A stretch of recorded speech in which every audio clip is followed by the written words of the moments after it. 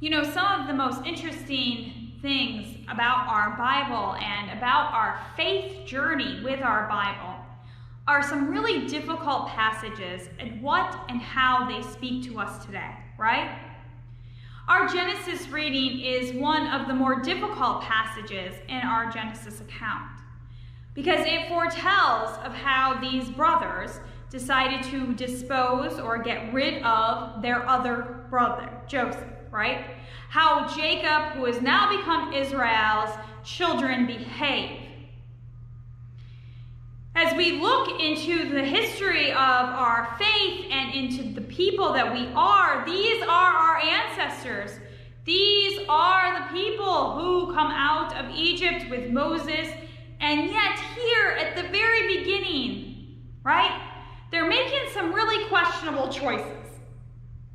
We already talked about Jacob's questionable choices in his life, and now his children seemingly have not learned. And here we are in today's passage with them making some questionable choices. At first, they conspire to kill their brother. But then one brother pulls it back, right? And eventually they sell their brother off into slavery and convince their father that he has died. This passage is here because, or this happens because Joseph has dreams. One brother even calls him the dreamer. Joseph has these dreams and he interprets them and he tells his brothers that he has this dream, right? That they're all collecting some wheat and his wheat goes above all of their wheats and they bow down to it. He has a dream where his 11 brothers as stars and a moon and a sun bow down to him, right? And he tells his brothers, and they get angry and they say, "We're not going to bow down to you. You're the youngest child." And he tells his father, and his father Jacob says, "No, this isn't going to happen. We're not going to bow down to you. You are not going to reign over us." And so in an attempt to make sure that this doesn't happen, they sell him off to be a slave. Now we all know the Joseph story continues, and we know that at the end of the Joseph story, as they all grow up, they will come back to their brother, who is in a very high position, and he will assure that they do not go hungry. And so we could say this came true, right? He was able to one day reign over them. But I think that we're missing a very important part of this passage when we see it like this. I think we're missing something when we automatically think, right? That when somebody is above others or when somebody is doing this position, right, that Jacob eventually takes, that when people are high in positions that they deserve or that they should be or that they can reign over or lord over us. Yet he is able to take care of them. He cares for them. He makes sure that in their famine, they do not go hungry. He cares for his father. He is able to do what is right. Lording over them may have led to their death, an eye for an eye. But instead, in a moment of great forgiveness, he cares for his family. I once read a wise theologian who suggested that really, at the very beginning of his dreams, everyone got it wrong.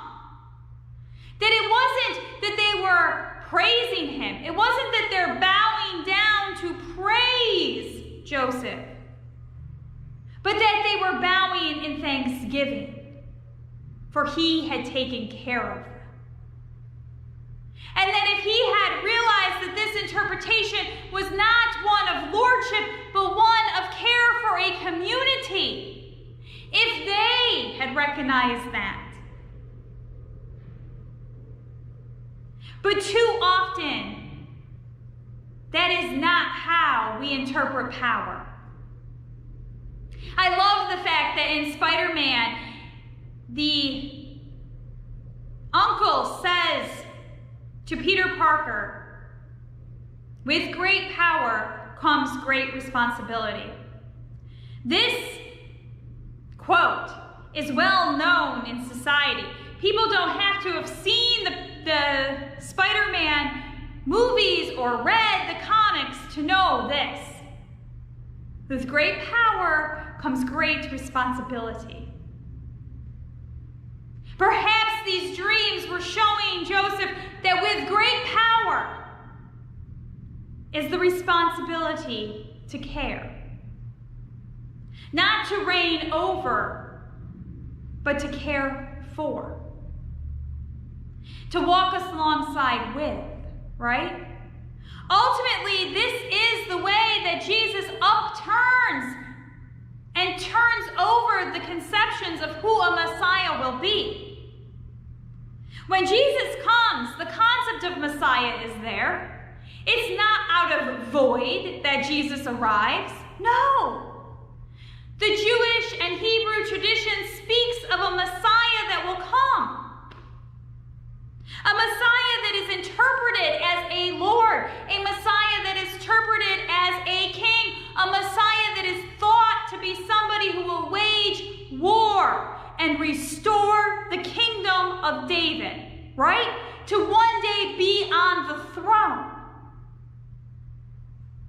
But that is not what Jesus does. Jesus comes and teaches a different kind of message, right? Jesus doesn't speak of reigning over people in the here and now, but in the after, in the kingdom of God. Instead of reigning over people, Jesus cares for people. We just saw that in the passage last week where Jesus fed people. Thousands of people were fed by Jesus. He cares for. He heals the sick, right? It isn't a reign of lordship, but it doesn't mean that it is not a reign of power, a reign of care, a reign that people get behind and follow because they know that he has the best of intentions. That Jesus isn't somebody power hungry, right? Time and time again, Jesus humbles himself down to humanity. And yet, we call him Lord. And yet, we call him King. And yet, we recognize the lordship, the love, the care that he has for us. As Presbyterians, we believe that the Old Testament and the New Testament are one grand story, that we can interpret some of the Old Testament with the New Testament eyes. As we look at the dreams of Joseph, we can recognize that perhaps Joseph's dreams were not meant to tell him that he was going to reign over, but that he was going to care for his family. I think this is really important because in our lives, in our relationship with God, in our relationship with the Bible and our church, and then even the secular world, we have a lot of presumptions, right? We presume a lot. And so it is hard when when we are in conversation with God, to truly open our ears and hear God's voice versus all the other voices that are in and around our lives. And it is pretty easy to jump to conclusions, right? Joseph clearly agreed with these interpretations that this must be what he is. Perhaps it was because he was the youngest and he just wanted it to be true, right? What younger child doesn't want to reign over their family? But perhaps it really was because he wasn't ready or able or willing to see that it was asking for more, that it was asking for this care, and reminding him that one day he would have the responsibility to take care of his family. The presumptions that we have are often what lead us to walk the line of little faith or to walk the line of misguided faith. And I think that that fits very well in with our Matthew passage today, in which Jesus, sitting on the shore, sends his disciples off on a boat so that he can pray. He's just fed people and he sent those people away, and he climbs up onto the mountain so that he can pray and be with God. In those moments as he's praying, there's actually a pretty decent storm brewing, right? And by the time the morning comes and he comes down from the mountain, he realizes that the disciples never made it to the other side of the shore, and that the waves are hitting their boat. And so he begins to walk to their boat. And he's doing this on the water.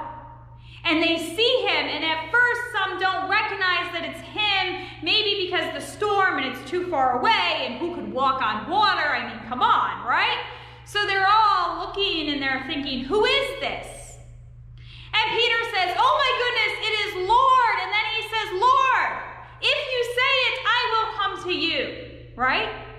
I want to do this. I want to walk on water too. And so Jesus says, come, and Peter steps out and he's walking on the water, and then all of a sudden he gets completely distracted. He realizes he's walking on water, that this shouldn't be happening, and he sinks. And Jesus saves him. Meanwhile, his disciples on the boat are not sinking. And it's easy for us to say, well, it's easy for us to interpret this passage, right? That because of his distractions, which is the word that our Bible uses, he sinks. That because Peter didn't have enough faith, right? Jesus says to him, ye of little faith, when he pulls him back up. But I once heard a theologian pose this, and it has stuck with me always about this passage, in that perhaps this theologian, or perhaps Jesus, wasn't saying to Peter, ye of little faith, because he sunk, but because he just leapt out of the boat and he didn't think about or care for any of those with him. That he didn't stay back, and when he asked Jesus to come, that he didn't take the others with him, right? Or he didn't continue on the boat. That he was so zealous, right? That's a very popular term for Peter. That he was so zealous that he just leapt out without thinking. And distracted, he sunk. Perceptions, right? Peter saw that Jesus was walking on the water and thought, I need to do this too. I need to walk on water. If I really want to be like Jesus, right, I need to walk on water. Instead of thinking how we, the disciples, can work together How we as disciples can work together to even get to Jesus. Or for Jesus to come to us. Perhaps if he was working together with a community, he would not have gotten as distracted enough to sink. I was recently reading an article about people who walk on hot coals. And they walk on these hot coals, they're like 1,000 degrees, and they don't burn their feet. And it's fascinating to me that there are people out there who even want to do this, and let alone some of them who carry loved ones on their back while they walk across, right? And the very interesting thing about this article was that it's really important for these hot coal walkers to be doing this in community. And that when they do this in community, they're less likely to burn the bottoms of their feet. In fact, actually, they put heart monitors on people who walk across the coals and heart monitors onto the people that are on their backs, and their heart rates are so in sync that they're identical. That people become part of something greater as they are walking across these coals. In fact, actually, this article even suggested that more often than not, the people who do burn their feet are people who are walking coals alone, as opposed to walking in a group of people. And I thought, it's an interesting article to read on the week we're talking about Peter and Jesus walking on water. I know that walking across coals is by far not the same miracle as walking on water. But I also think that it's interesting that to walk on coals successfully, it is done best in community. It is done best when there are others around you doing it. And that energy of reminding each other what it is about. Peter got distracted. Peter was walking across that water and a big wave came and he panicked. He got distracted. He thought, oh my God, what am I doing, right? And he fell in and he sunk. He had to be rescued by Jesus. He got distracted because he left his community. He left the 11 disciples and he struck out on his own. He left without thinking so that he could reach Jesus first, right? So that he could do something better than the others. So that he could prove himself, right? You constantly get the impression that Peter is trying to prove himself to Jesus, right? I'm better than everybody. I'm the best, right? But yet, this is a lesson that often community and being a part of a community is better. Our Peter and our Joseph today have something very important in common. They see themselves as better than, more important than. Or if they don't see themselves, they want to be. They desire that, right? And in desiring that closer to Jesus feeling or desiring lording over their brothers or whatever it is that they desire, that desire is not as important as their relationship is with God. And so they both have lessons to learn. Joseph learns a very humbling lesson as he begins to work his way up in Egypt. And our friend Peter learns a humbling lesson when he begins to sink.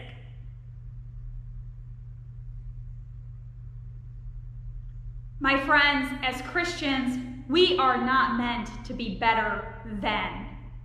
We are not meant to lord over. We are not meant to rule over people. We are meant to walk this earth as one, as community. Time and time again, when pressed about what are the most important commandments, Jesus says that they are to love our God with all our hearts, with all our souls, with all our minds, all our strength, and to love one another. Right? Not to lord over one another, but to love one another. My friends, we have a great power in our faith. And with that great power of God and Christianity within us and through us, we have a responsibility to take care of those around us, to truly show the world that we speak love, that we don't wish people to bow down to us, but that we wish people to understand and love and worship God with us. That we don't just venture out of a boat to sink to the ground, but instead we work as a community to do amazing things in this world. And that as a community of a church, we can walk on water. That if Peter had stepped back and invited his disciples with him, perhaps they could have all crossed that water without sinking. We are meant to be in community and to care for community. And that is what we are called to do in these passages today. We are called to remember that we are not above anyone, but that with and through each other, we are called to love in this world. And so let us do that this day. Let us go out this day and show love and caring and kindness to this world. A world that right now doesn't know or feel cared for. Amen.